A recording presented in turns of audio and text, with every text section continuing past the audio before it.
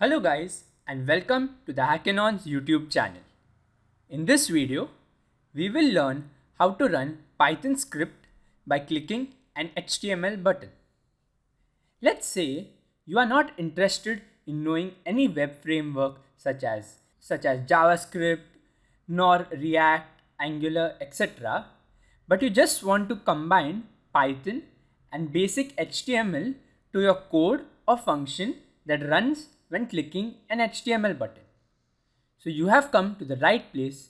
We will show you how to do that in this video. So let me quickly demonstrate the working of this project that I've created. So it's a simple website that says enter your name. So let's say I enter my name, Carl Mascarenhas, and if I press submit, you get another page saying that, hello Carl Mascarenhas, how was your day? So the data is basically taken from this label, the input label, and it's displayed as a tag. So we will see how to do that using the Flask web framework present in Python. Okay, so now first things first, let's import the module that is Flask that we'll be using for this project.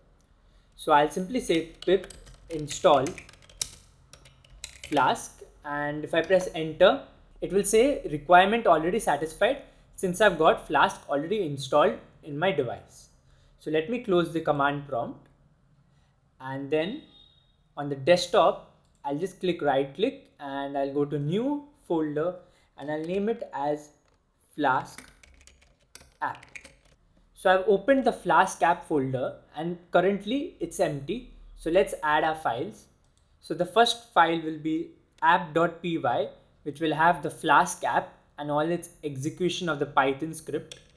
So let me create that and let me save it as app.py, and I'm saving it inside the Flask app. So first let me import Flask from Flask import Flask, that is the Flask class, and then let's create our app. So we will say app is equal to Flask. So basically we are calling the class and its dunder function name. So you do not need to worry about this. It simply says that we are initializing the app from the Flask class, and that is the app object. So now let's see, create a set of routes. So routes are basically endpoints in your website that are used. For example, when you're trying to log into your Instagram account, you go into the route of /login.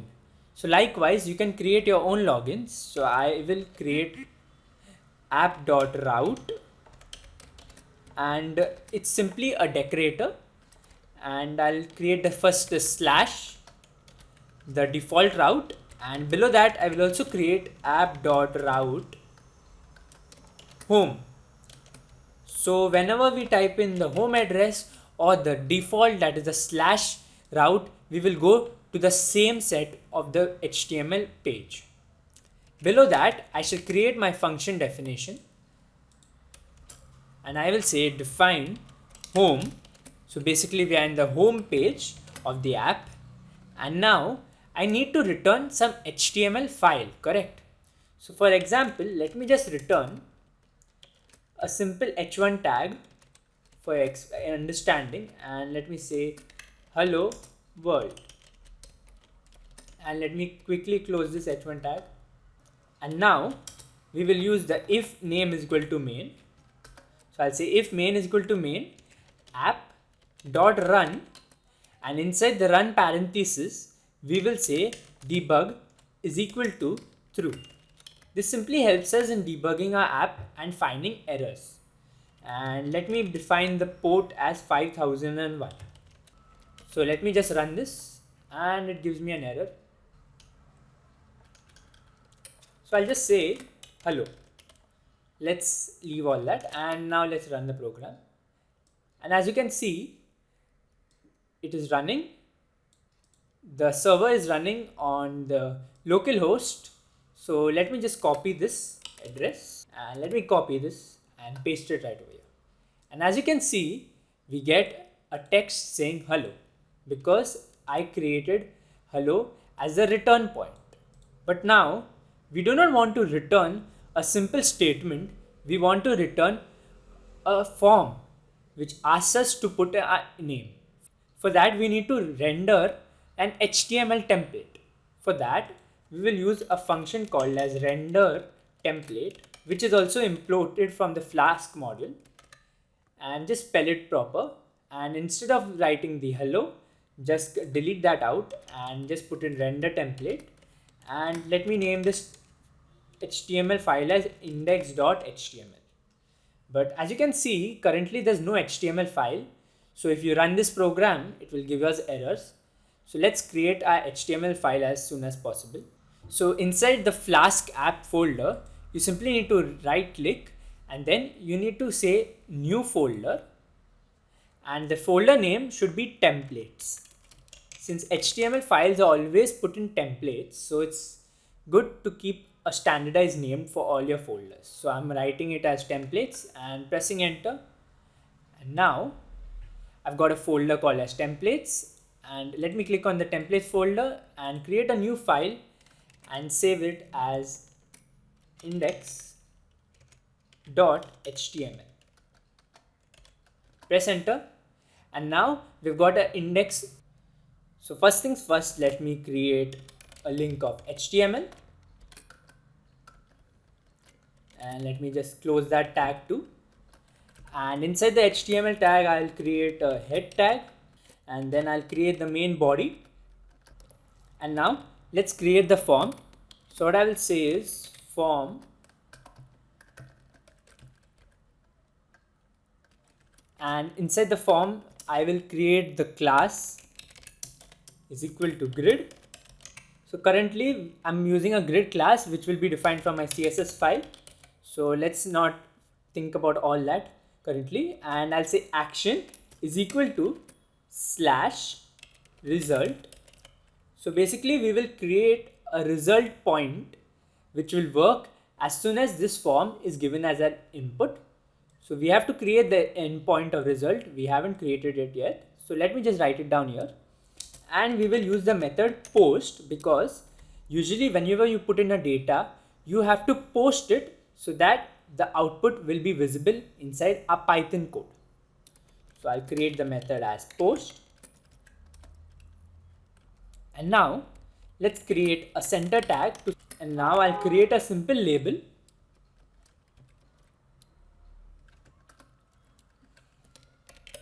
And that label will be for the text name, and I will write in here enter your name. Let's keep this really simple, and obviously I will create the input field. So input type will be submit,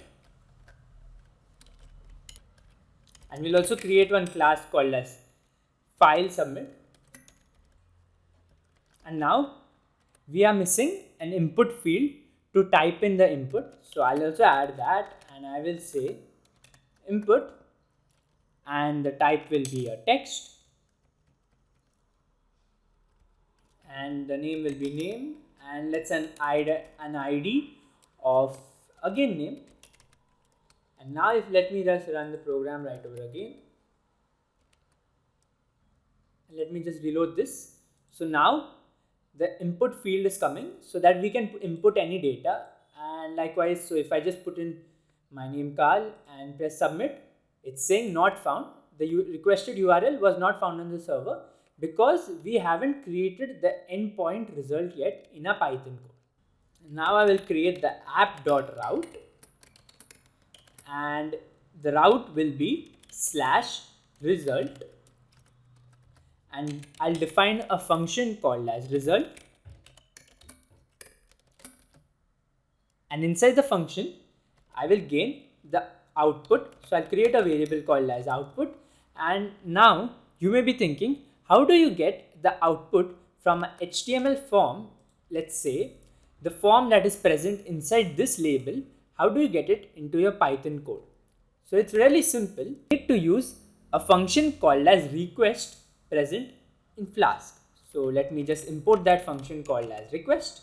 So basically request will just gain the data present in your forms. So we are currently using a form in HTML, so it will be able to obtain the data from that form. So I will say request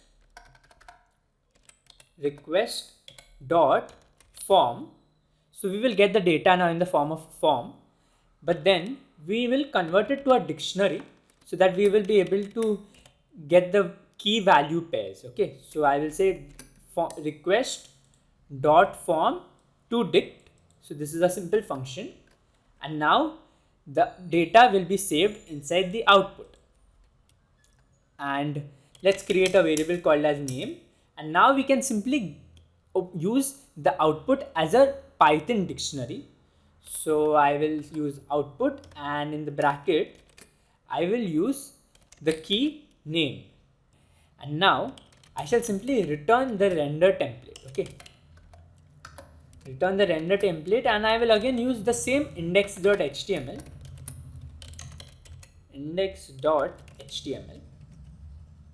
But now let's try to make few changes in our HTML code so that this output will be visible. So here in this HTML code, we need to put some section where we can display the data of the name.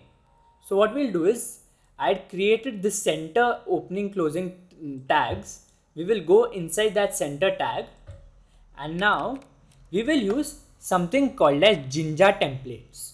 So Jinja templates is basically a set of curly braces in which you can write Python based executable code inside a HTML files. Okay, so to write Python based code inside our HTML files, you need to make use of the Jinja template. So its syntax is really simple. You need to put the curly braces, and then you need to put two percentage symbols, and between that percentage symbols all your logic goes. So right now I will say if name, which means if there is some data present inside the name file, I will create an h3 tag, and inside this now I will go inside the h3 portion, and I will create a simple style, and I will equate that style to a color of blue. You can choose whatever color you like based on your likings. And now I will create a text saying hello, and I will create name, and I will say how are you. Okay, so now everything looks fine. So let's save this file and run this code right over again, and let me reload everything. Whoa, there was some error. Okay, fine, I know what's the error. I'll just show you. So what happens is, in Jinja templates, whenever you create an opening template, you need to even close it, same like your HTML tags. So I did not do that, so I have to create a closing template, and I will put percentage, and you need to say end if, and so it just goes as end if, there's no spacing. So we need to put the end if, and let me go to my code file right over again, and inside the result, now we need to create a post method, right? Because we are posting some data inside the HTML file. So I'll put in comma inside the decorators, and I will say methods, open the Python file and Python list, and say post, and also let's add get, and let me run the file, and let me check if everything is working fine. Yes, it's running perfect. So now if I click on Carl and I click on submit, there's really nothing happening because we have to give in the name data. We haven't put in any name data yet. So we need to send that name data to the HTML file through the render template. So I'll put a comma, and then I will say name. So inside the render template, I'm putting the name, and let's go back to the HTML code, and inside of this name, we will use our Jinja templates. So you have to put two curly braces. That is how its syntax is. And let's save this file and run it right over again. So everything is working good. Let me reload the server, continue, render it in. Okay, so there was an error right here. That's fine, because we need to say name is equal to name, and then let's run it over again. And now let's try it over again. So I'll just say Carl, submit, and wonderful. As you can see, it says, hello Carl, how are you? So basically, we have taken the data from the HTML page and using the button, we have converted that data and manipulated it and added it inside a HTML file using the Flask library present in Python. Now, let's add the CSS file to improve certain beauty aspects of the code. So for that, I will go to my desktop and then let's go to the code folder where I've created all this code. And just let me copy this static file. Do not worry, the files will be given in the description, so you can also access them. And let me just paste it away. Okay, so everything is gone inside the file, and as you can see here, we are getting an index.css. But before making use of this index.css, we need to make some changes inside the head file. So let's add the links to the CSS. So let me write over again, just go to the code that I had created. And just let me copy it from here. Paste that, and now let's run the program again. So everything is running perfect.